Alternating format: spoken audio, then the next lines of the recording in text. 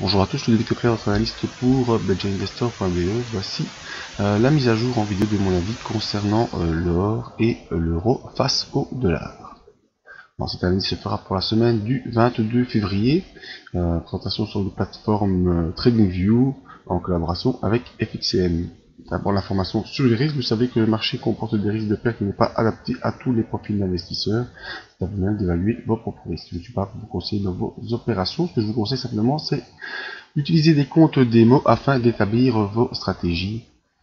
Ma stratégie à moi, c'est la technique des impulsions, stratégie que j'utilise, c'est que j'ai mis en place depuis 2010, stratégie qui utilise différents outils dans le graphique et que je peux également vous enseigner. Alors, tout d'abord, avant de commencer cette analyse, petit retour sur l'ambiance générale. Le Q européen, vous le savez, est en cours. Peut-être une augmentation envisagée en mars 2016 en fonction de l'évolution des indices. Peut-être aussi un nouvel abaissement des taux, même si on est déjà très bas au niveau européen, et l'augmentation du QE, mais on ne sait pas de combien. Et si ça aura lieu actuellement, c'est 60 milliards d'euros par mois.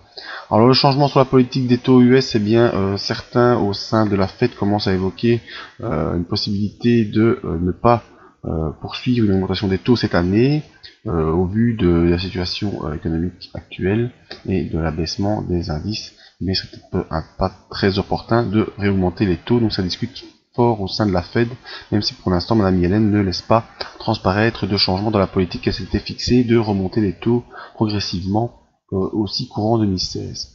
Alors le ralentissement chinois, on en a parlé toute la fin de l'année dernière et ça nous a provoqué un début de baisse pour cette année. Peut-être une nouvelle phase baissière, ça sur le graphique c'est assez clair, qui correspondrait à un cycle de 8 ans entre 2000, 2008, 2016. Retour également des problèmes au niveau des banques en Europe, et on se demande bien sûr qui va pouvoir payer maintenant, les États étant eux-mêmes en difficulté.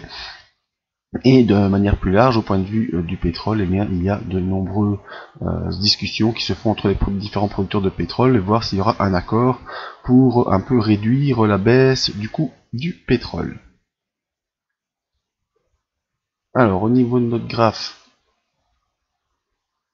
on va commencer par l'euro, on passera sur l'or après. Alors, l'euro, cette semaine n'a fait que baisser pour revenir sur le point de support des 1,1118 et proche de la M20 qui pour l'instant permet de supporter un peu le cours, donc on ne s'enfonce pas sous les 1,1118.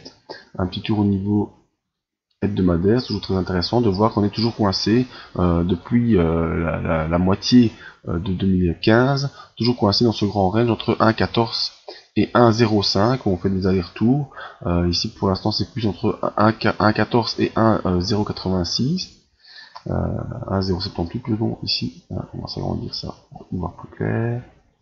Voilà, coincé entre 1,14 et 1,078 depuis le début de l'année, avec pour l'instant le support très fort des 1,1118. Alors, qu'est-ce qu'on doit surveiller pour la semaine à venir pour ceux qui jouent sur l'euro-dollar? Eh bien, c'est le support de la M20 qui pour l'instant se situe vers 1,1082. Voilà, 1,1082 la M20 à surveiller, pas enfoncer cette zone, auquel cas si on enfonce on pourrait retourner vers les 1,096. Maintenant si on réaccélère et qu'on repasse la M7 qui se situe pour l'instant à 1,1175, on pourrait envisager d'aller rejoindre le haut du range horizontal à 1,1426. Au niveau des indicateurs, pour l'instant, eh bien, on a le MACD qui a fait un croisement baissier, qui est toujours bel et bien au-dessus de 0, ce qui veut dire que on est toujours dans une impulsion haussière, mais pour l'instant on est dans une consolidation qui pourrait se poursuivre selon le MACD, d'autant que le RSI lui est revenu dans la zone neutre entre 60 et 40, donc il n'y a plus vraiment de pression ni haussière ni baissière, et le cours pourrait simplement poursuivre une consolidation, peut-être en direction des indices qui correspondent à la zone de rupture ici, donc on ferait un pullback sur la zone des indices avant de peut-être redémarrer. Donc comme je vous le dis pour la semaine prochaine, surveillez en niveau journalier la M20 à 1,1082, voir si cette zone est enfoncée ou pas. Si elle n'est pas enfoncée dès lundi, eh bien il faudra peut-être envisager un retour sur les 1,14 avec comme confirmation le passage de la M7 qui pour l'instant est à 1,1175. Par contre, si on s'enfonce sous la M20, sur les 1,1082, eh bien envisager le retour dans la zone des 1,10, 1,096. Ça c'est pour l'euro-dollar. Maintenant, pour l'or, toujours plus intéressant pour l'or, donc ça c'est le pétrole, ça sera dans une autre vidéo. L'or ici, voilà. Alors, commencer par un graphique hebdomadaire. Graphique hebdomadaire, voilà.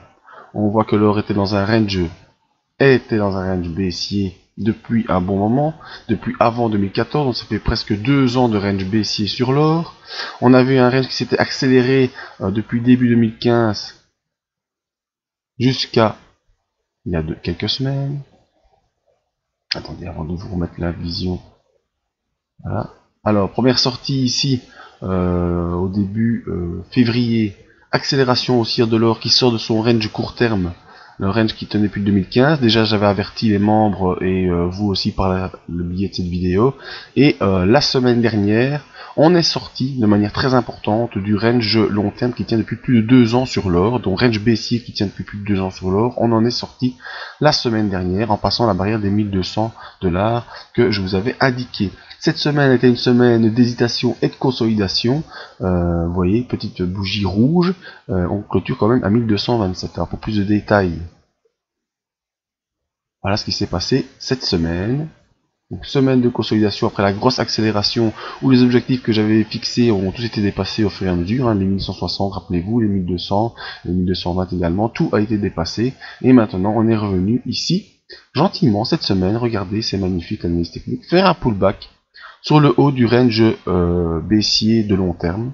Donc on a consolidé après la grosse bougie la semaine dernière. On est venu faire son pullback et puis mercredi, jeudi, on réaccélère au-dessus de la M7 et vendredi, on clôture par une petite bougie de baisse, mais toujours au-dessus de la M7.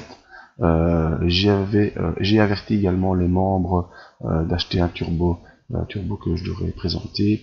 Libre à eux de l'avoir fait le choix ou pas d'avoir pris ce turbo, mais pour ceux que ça intéresse, ce turbo a pris plus de 10% rien que de la journée de vendredi. Et on espère que ça va pouvoir poursuivre. Pourquoi? Parce que, regardez, notre MACD n'a toujours pas croisé à la baisse et pourrait même réaccélérer à la hausse. Voilà, après une période de consolidation. Donc on est bel et bien au-dessus de 0 en phase haussière, pas de problème. Et le MACD est toujours au-dessus de son signal, donc pas de croisement baissier pour l'instant. Le RSI, là je vous l'avais dit, c'était dangereux, on avait exagéré fortement le RSI, on devait faire une consolidation. La consolidation a eu lieu, et le RSI pour l'instant est bel et bien installé entre 60 et 80 en zone de pression haussière. Donc pour la semaine prochaine, qu'est-ce qu'il faut envisager? Eh bien on va être vite fixé la semaine prochaine, à savoir si on parvient à rester au-dessus de la M7. M7 qui pour l'instant se situe à 1222 $, si on réaccélère et qu'on peut venir franchir la clôture ici des 1246, eh bien on pourra réaccélérer une nouvelle fois. Réaccélérer vers où? Eh bien l'objectif ici se situe aux alentours des 1300 $. Donc prochain objectif haussier sur l'or, les 1300 $, en espérant que cette cassure haussière du range long terme sera confirmée également par notre unité hebdomadaire. Vous l'avez vu, en unité hebdomadaire, eh bien on a cassé la semaine dernière le range baissier long terme. On a franchi une zone de résistance importante aux alentours des 1200 $, et cette semaine on confirme par le pullback sur la zone de cassure, et on va, selon mon scénario, poursuivre en direction des 1300 $. Donc voilà, quoi qu'on en dise et quoi qu'on puisse penser de l'or qui, selon certains apparemment, devrait consolider et retourner vers les 1000 $, eh bien moi je pense plutôt que ça va poursuivre à la hausse vers les 1300. Alors à surveiller bien sûr la M7 en support, mais aussi la zone des 1200. Si vous voyez qu'on va s'enfoncer une nouvelle fois sous les 1200, eh bien c'est que la consolidation devra se poursuivre et que c'est pas le moment de racheter des produits haussiers. Mais à l'heure actuelle, avec le scénario que j'ai devant les yeux, eh bien on a simplement assisté à un pullback sur la zone de cassure, réaccélération au-dessus de la M7, et même si vendredi était une petite semaine, une petite journée baissière, eh bien, j'ose espérer qu'on va poursuivre au-delà de cette clôture des 1246, avec comme objectif les 1300. Donc voilà, c'est mon scénario sur l'or.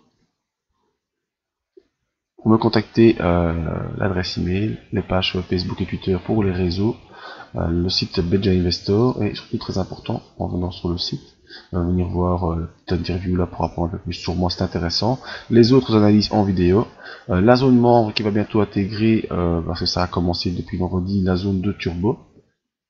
Et en bas de page, l'inscription à la mailing list pour ne rien rater de toutes les nouvelles. Merci à tous, à bientôt.